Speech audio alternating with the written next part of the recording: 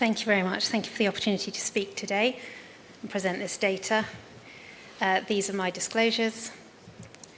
So, we know that post-thrombotic syndrome occurs in approximately 50% or up to 50% of patients with an iliofemoral DVT treated with anticoagulation alone. Several randomized controlled trials have previously evaluated the use of catheter-directed thrombolysis and pharmacomechanical catheter-directed thrombolysis to decrease the incidence of post-thrombotic syndrome compared to anticoagulation alone. The largest of those was the ATTRACT trial that demonstrated treatment with pharmacomechanical catheter-directed thrombolysis decreased the severity of post-thrombotic syndrome, but not the incidence of post-thrombotic syndrome out to 24 months in patients with proximal DVT compared to treatment with anticoagulation alone. We've already heard about the CLOUT registry, which is the ClotTriever outcome registry, which has shown safety and efficacious treatment with mechanical thrombectomy using the ClotTriever device in treating patients with proximal DVT, irrespective of symptom duration or contraindication to thrombolysis. Previous analysis has compared propensity score-matched outcomes from the CLOUT data and the ATTRACT trial to 1 year, as seen here, comparing mechanical thrombectomy to pharmacomechanical catheter-directed thrombectomy and also to anticoagulation alone for the treatment of iliofemoral DVT. This current analysis is an update on the previous 1-year data comparing the effects of treatment with anticoagulation versus mechanical thrombectomy using the Inari ClotTriever device on both Villalta score and post-thrombotic syndrome incidence out to 24 months in iliofemoral DVT.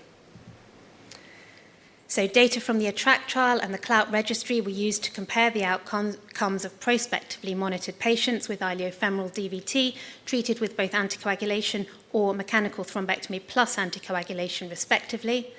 To decrease heterogeneity within the cohorts, patients with bilateral disease, those with more than 4 weeks symptom duration, isolated femoropopliteal DVT or incomplete data sets were excluded. The remaining patients were propensity score matched between the studies using 9 variables listed here, and using this technique, there were 164 matched pairs. After matching, there was no significant difference seen in the baseline variables as seen here.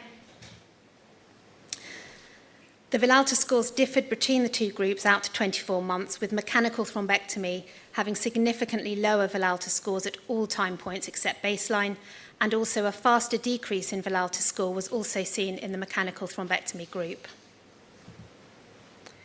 There were significantly lower rates of any post-thrombotic syndrome and of moderate or severe post-thrombotic syndrome in the mechanical thrombectomy group, again at all time points out to 2 years. Logistic regression analysis also showed that for patients with the same initial Villalta score, if treated with anticoagulation alone, they were nearly 3 times more likely to develop any degree of post-thrombotic syndrome and nearly 6 times more likely to develop moderate or severe post-thrombotic syndrome at 24 months.